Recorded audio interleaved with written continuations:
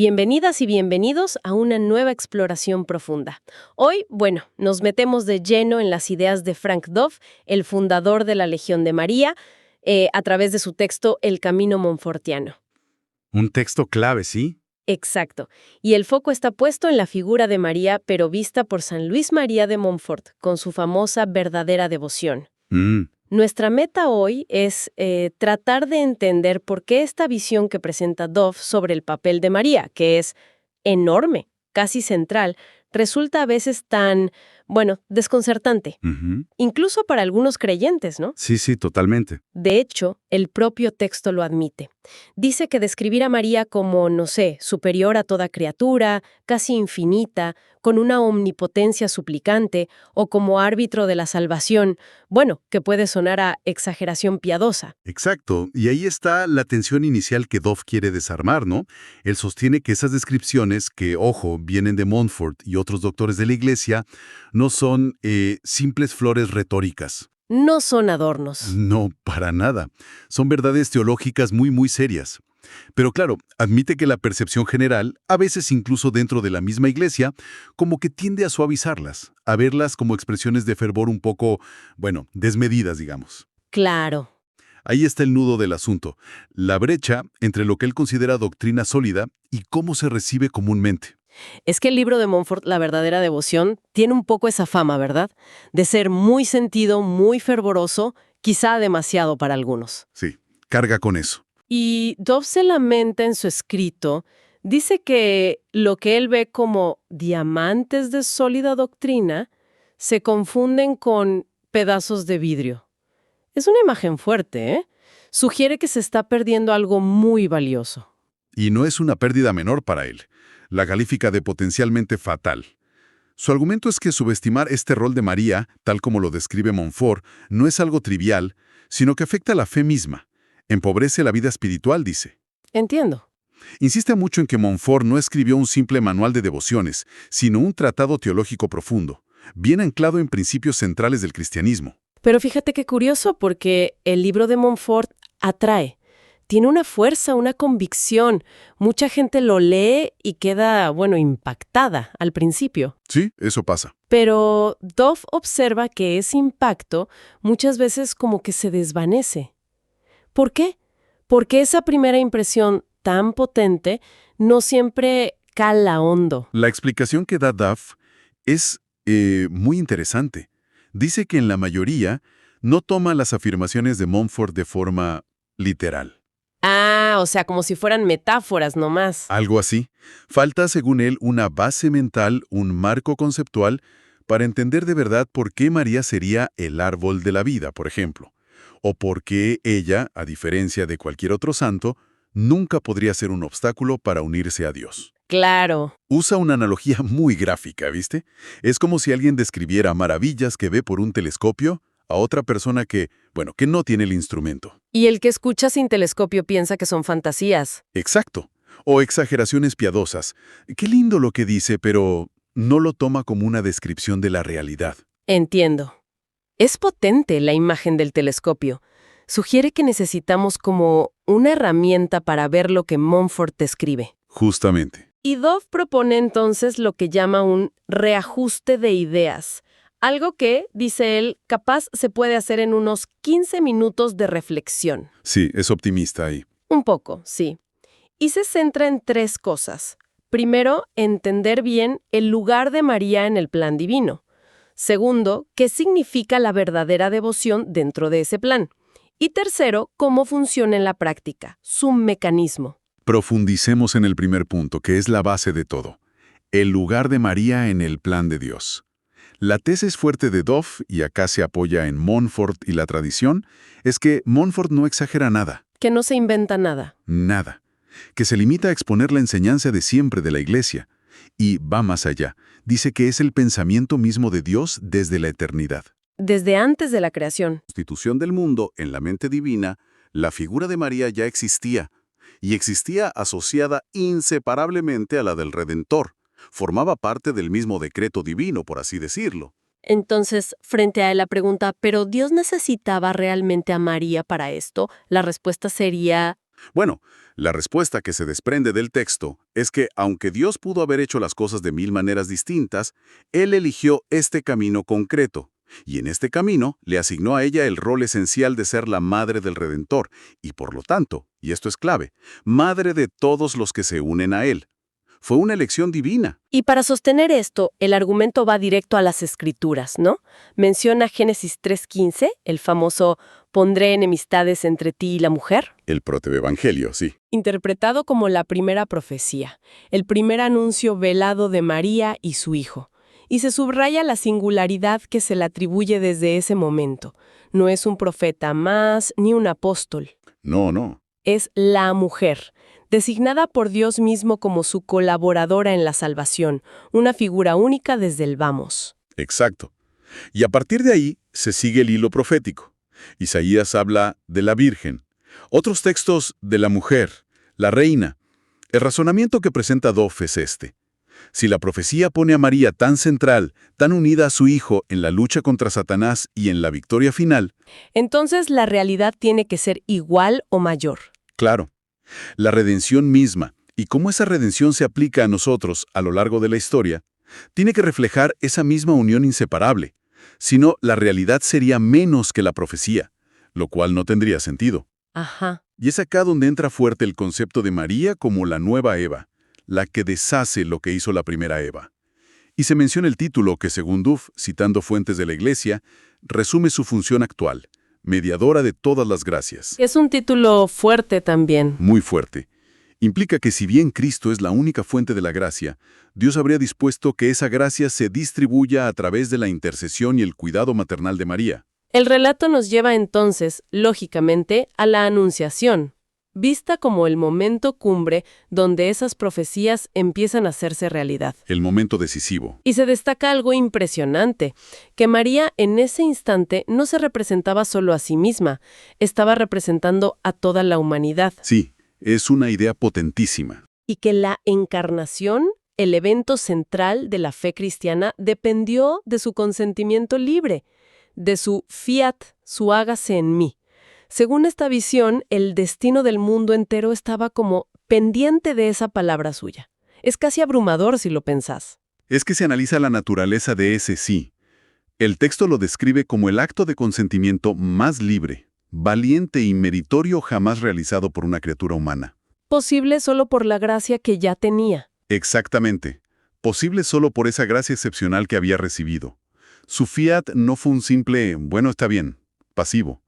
Fue una cooperación activa, la que abrió la puerta para que Dios realizara su plan de redención de la manera que Él había previsto. Y ese sí, del principio, Se conecta directamente con su presencia al pie de la cruz. Ahí, en medio del dolor más grande, ella ratifica esa entrega total. Y por eso merece, según una cita de Pío X que recoge Duff, esos títulos tan tremendos de restauradora del mundo perdido y dispensadora de todos los dones que su hijo ganó en la cruz. Pero acá viene un punto que Duff combate mucho, ¿no? La idea de que, bueno, cumplió su misión en Belén, en Nazaret, en el Calvario, y ya está. Que con la ascensión de Jesús, su trabajo terminó. Correcto. Esa es una idea que él considera un error grave. Y para refutarla, introduce con mucha fuerza la doctrina del cuerpo místico de Cristo. Que es una doctrina central paulina. Centralísima, con raíces profundas en las cartas de San Pablo, sobre todo a los Efesios y a los Corintios. Presenta a la Iglesia no solo como una organización, sino como un organismo vivo. Cristo es la cabeza y los bautizados somos los miembros, unidos a Él de forma vital, real. Duff se apoya firmemente en esta concepción. Es la clave de bóveda de su argumento sobre el rol continuo de María. Y la conexión lógica que establece Es directa, y desde su perspectiva teológica, ineludible. A ver, Si María es madre de la cabeza, que es Cristo, necesariamente tiene que ser también madre del cuerpo, que es la Iglesia. O sea, cada uno de los creyentes. claro, tiene lógica. Madre de la cabeza, madre del cuerpo entero. Exacto. Su maternidad no fue un episodio histórico que se cerró, sino que continúa espiritualmente. Su función ahora, dentro de este cuerpo místico, es formar a los miembros, a las almas, a imagen de su Hijo Jesús, ayudarlas a crecer hasta la estatura del varón perfecto, como dice San Pablo. O sea, una función maternal continua. Continua y activa. Se insiste mucho en lo que se describe como el plan divino. Toda gracia nos viene de Dios, por Jesucristo. Él es la única fuente. Pero Dios mismo habría dispuesto que la recibamos a través de la mediación maternal de María. Ella no es la fuente, insiste Duff, pero sí el canal elegido. Parte integral, aunque subordinada a Cristo, claro, de la economía divina de la gracia. Entonces, si uno acepta esa premisa teológica del cuerpo místico y de la maternidad espiritual de María, la consecuencia parece bastante clara, ¿no? ¿Cuál sería? Que una devoción especial hacia ella no sería algo opcional o lindo pero prescindible, ni mucho menos exagerado. Sería necesaria. Exacto. Ignorarla, desde este punto de vista, sería como, no sé, como darle la espalda a una parte fundamental del plan de Dios para nuestra salvación y santificación. Duff cita a San Agustín, que decía algo así como que las almas están ocultas y son alimentadas en el seno de María hasta que nacen a la vida eterna, ¿no? Sí, esa cita es clave. Y fíjate que es muy reveladora la preferencia de Dodd por la analogía del niño no nacido en el seno materno más que la del niño ya nacido en brazos. ¿Por qué esa distinción? Porque la imagen del no nacido expresa una dependencia total y constante. El feto recibe absolutamente todo de la madre. Su vida depende enteramente de ella a cada instante. Entiendo, es una dependencia vital. Incluso la gracia más pequeña, según esta visión teológica, pasaría por sus manos. No es una dependencia ocasional, sino permanente, mientras estemos en esta vida. ¡Wow! Con esa base, claro, la verdadera devoción de Montfort cambia totalmente de perspectiva. Ya no parece una propuesta meramente sentimental o excesiva. Se vuelve lógica. Se vuelve el reconocimiento coherente de esa maternidad vital y esa dependencia total que acabas de describir. Duff llega a decir que es el mínimo que se le debe, considerando su papel en la redención y en la distribución actual de las gracias.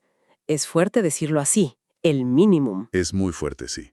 Y Duff desglosa esta devoción en dos aspectos importantes: calidad y cantidad. A ver, calidad. La calidad tiene que ver con entender quién es María realmente, apreciar su grandeza, su función en el plan de Dios.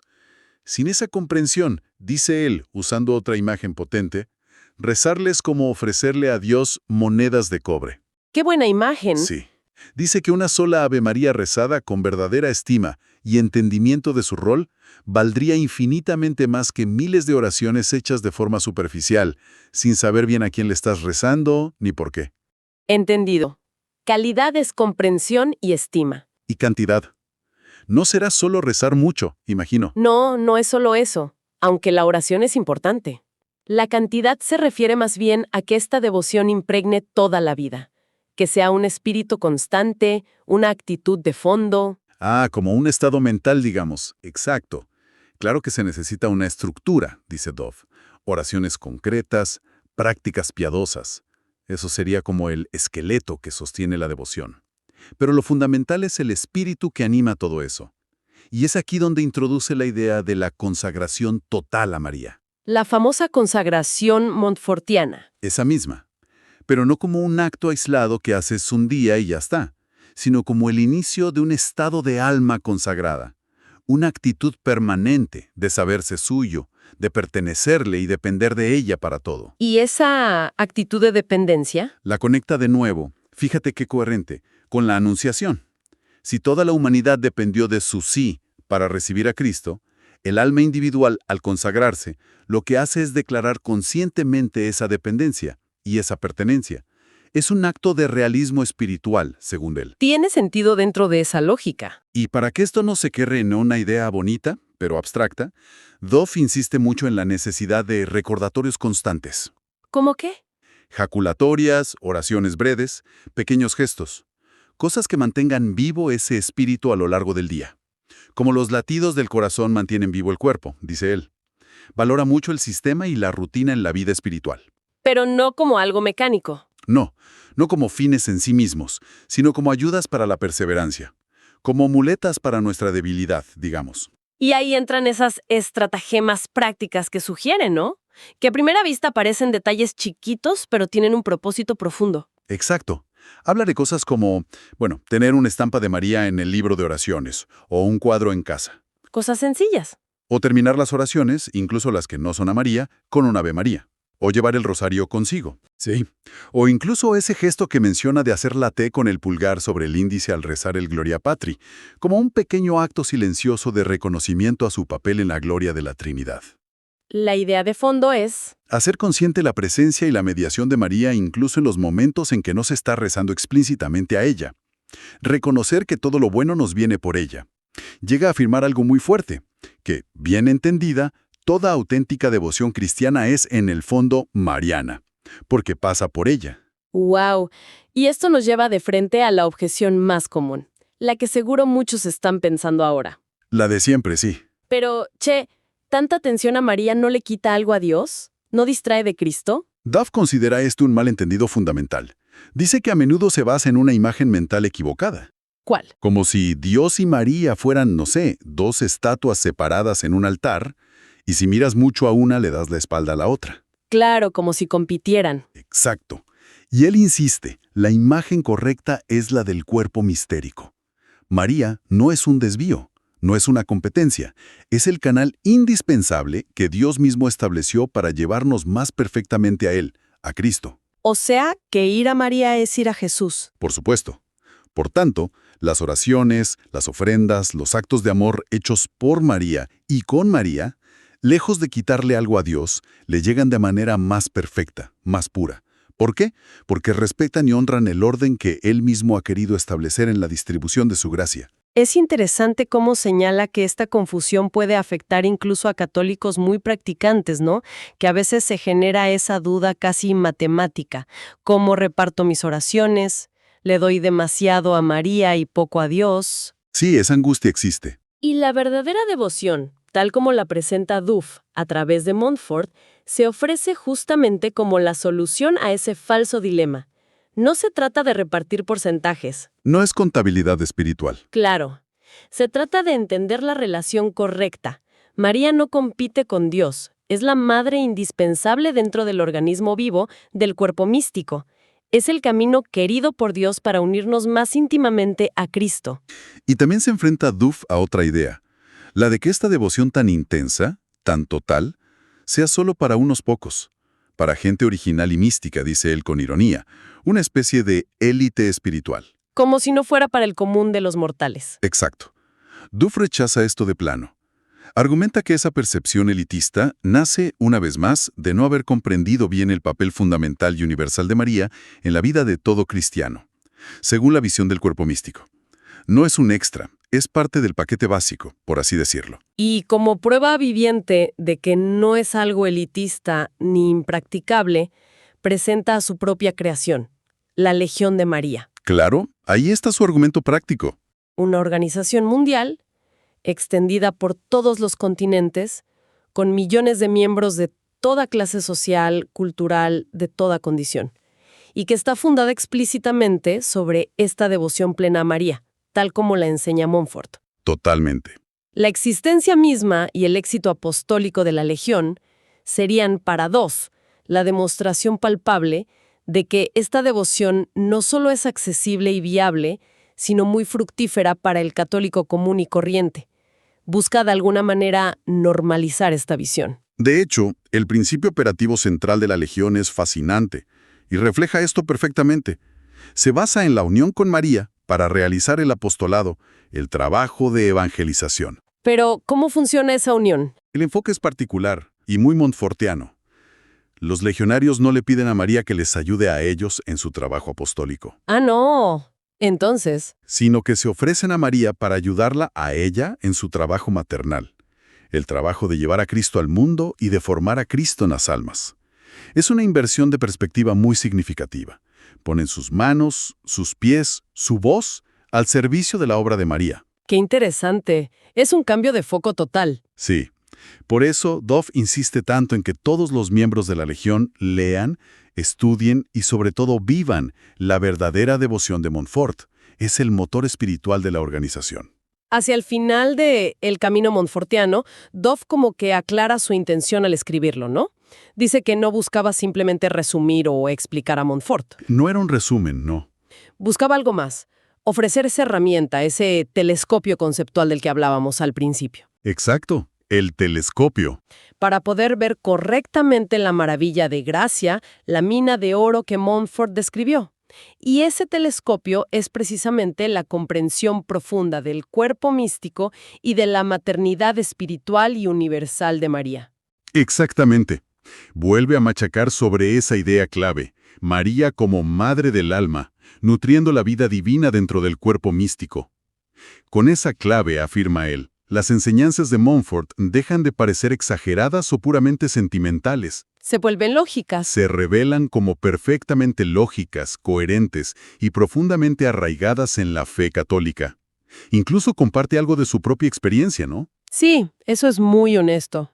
Confiesa que al principio él mismo rechazó las ideas de Montfort, que le parecían exageradas, como a tantos. Que no las entendía. Claro, y que fue una relectura casi obligada por circunstancias de su vida, la que le llevó a darse cuenta gradualmente de que las exageraciones que él percibía no estaban en el texto de Montfort, sino en sus propias deficiencias de comprensión teológica. Fue un proceso de conversión intelectual y espiritual para él. Su punto final es como una síntesis contundente, ¿no? Todo depende de la perspectiva, de la fe y del entendimiento que se tenga de María. Tal cual. Si se la ve solo como una santa muy poderosa, una amiga influyente en el cielo, bueno, entonces sí, las palabras de Montfort sobre la dependencia total, la esclavitud de amor, la consagración absoluta, pueden sonar excesivas, raras. Parecen fuera de lugar. Pero si se la entiende como lo que Doff argumenta que es la madre vital que engendra y nutre la gracia en el alma, dentro de la estructura del cuerpo místico, entonces la devoción total que propone Montfort no solo es aceptable. Se vuelve la respuesta más coherente. Exacto, se presenta como la respuesta más lógica y adecuada al plan de Dios.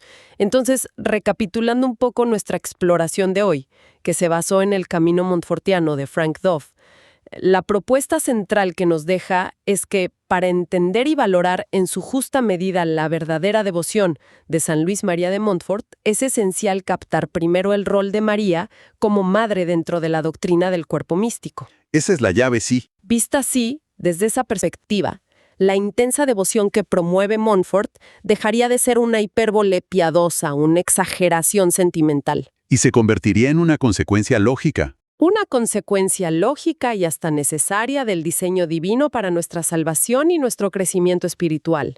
Así es. Esta perspectiva teológica presenta la mediación de María no como algo que compite o se superpone a la mediación única de Cristo, sino como algo intrínsecamente unido a ella, algo querido por Dios mismo dentro de su plan. No es un atajo, sino el camino señalado. Exacto. De modo que la devoción filial, confiada y total a María, se convierte en este marco teológico en un camino privilegiado hacia Dios, hacia una unión más íntima con Cristo. Es un modo concreto de reconocer y vivir según el plan que Él mismo estableció para nuestra santificación. Y como reflexión final, para que nos quede picando algo. Si la relación fundamental del alma con María se parece tanto, como sugiere esa analogía tan fuerte del niño no nacido, La dependencia total. esa dependencia total respecto a su madre. ¿Qué nos dice eso sobre la idea de autonomía espiritual? Esa independencia que a veces buscamos tanto o que damos por sentada en nuestra vida de fe hoy en día. ¿Cómo encajan esa dependencia radical y esa búsqueda de autonomía? Buena pregunta. Ahí queda, algo en qué seguir pensando.